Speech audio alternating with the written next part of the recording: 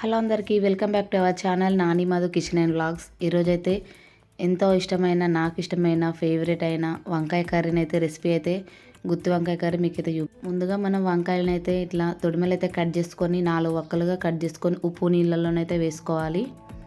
ఈ వంకాయ కర్రీ ఫంక్షన్స్లో ఇంట్లోనైనా ఈజీగానైతే చేసుకునే ప్రాసెస్లో నేనైతే చూపెడుతున్నా, చూసేయండి.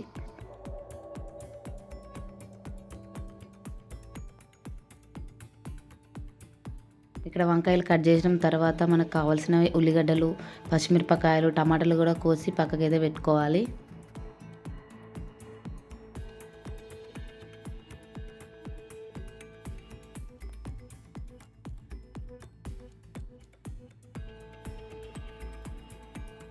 వంకాయల్లో మసాలాలో నింపడానికైతే నువ్వులు, కొద్దిగా పల్లీలైనా వేసుకోవచ్చు. నేనైతే 2 కలిపి వేసుకున్న టేస్ట్ అయితే బాగుంటుంది. మీకు నచ్చితే ఓన్లీ పల్లీలు లేకపోతే ఓన్లీ నువ్వులైనా వేసుకోవచ్చు. అవి వేగిన తర్వాతనైతే మనం కొద్దిగా చింతపండు తీసుకొని నానబెట్టుకోవాలి. ఇవి వేగిన నువ్వులను, పల్లీలను మంచిగా మిక్స్ అయితే పట్టుకోవాలి. పొడిలాగా చేసుకొని ఎల్లిపాయలు, జీలకర్ర, కొద్దిగా ధనియా పౌడర్ అండ్ కారం, ఉప్పు వేసి అయితే పౌడర్ అయితే వేసుకోవాలి. ఈ పౌడర్ అయితే ఒక గిన్నెలోకి తీసుకొని పక్కకు పెట్టుకోవాలి. ఇప్పుడు ఒక కంచుల్లో ఆయిల్ పోసుకొని కొద్దిగా ఎక్కువనే తీసుకోవాలి, ఎందుకంటే వంకాయలు మొత్తం ఫ్రై అవ్వాలి కాబట్టి.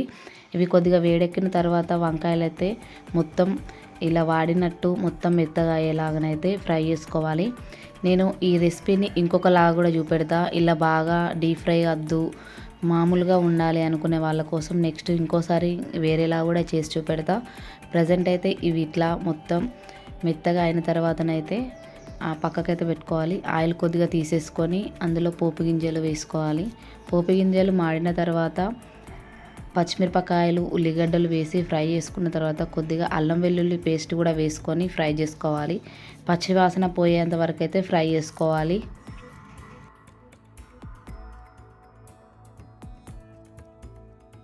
ఇవి మొత్తం ఫ్రై అయిపోయిన తర్వాత ఒక పెద్ద ఆకు, బిర్యానీ ఆకు వేసుకొని ఫ్రై చేసుకోవాలి. ఇందులో కొద్దిగా గరం మసాలా పోపులోనే వేసుకుంటే టేస్ట్ అయితే బాగుంటుంది. హోటల్ లాగా టేస్ట్ అయితే వస్తుంది. ఇది ఫ్రై అయిపోయిన తర్వాత కొద్దిగా పసుపు వేసి అయితే ఫ్రై చేసుకోవాలి. ఫ్రై చేసుకున్న తర్వాత మనం ముందుగా ఫ్రై చేసి పెట్టుకున్న వంకాయలు అయితే వేసుకొని ఒకసారి అయితే బాగా కలుపుకొని టమాటా ముక్కలను కూడా ఇందులో వేసుకోవాలి. వేసుకొని కొద్దిగా కలుపుకోవాలి. ఇప్పుడు మనం ముందుగా ప్రిపేర్ చేసి పెట్టుకున్న చింతపండు రసం కూడా వేసుకోవాలి. మొత్తం కలిపిన తర్వాత మనం ముందుగా ప్రిపేర్ చేసుకున్న పిండిని, మసాలాను అయితే కొద్దిగా వాటర్ వేసుకొని పల్చగా వేసుకొని ఇందులోకి అయితే వేసుకోవాలి. ఒకసారి కలుపుకొని మనం కారం అయితే వేసుకోవాలి. మనం మసాలాలో తక్కువ వేసుకున్నాం కాబట్టి మళ్ళీ కొద్దిగా వేసుకోవాలి. మీకు ఇష్టమైతే అందులోనే మసాలానే ఎక్కువ వేసుకొని మళ్ళీ కర్రీలో వేసుకోకున్నా పర్లేదు.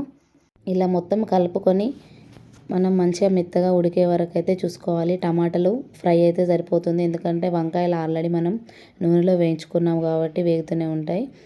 లాస్ట్లో కొత్తిమీర అండ్ నచ్చితే ధనియాల పౌడర్ వేసుకొని దించితే మనకు ఎంతో టేస్ట్ అయిన రుచికరమైన గుత్తి వంకాయ కర్రీ రెడీ అవుతుంది.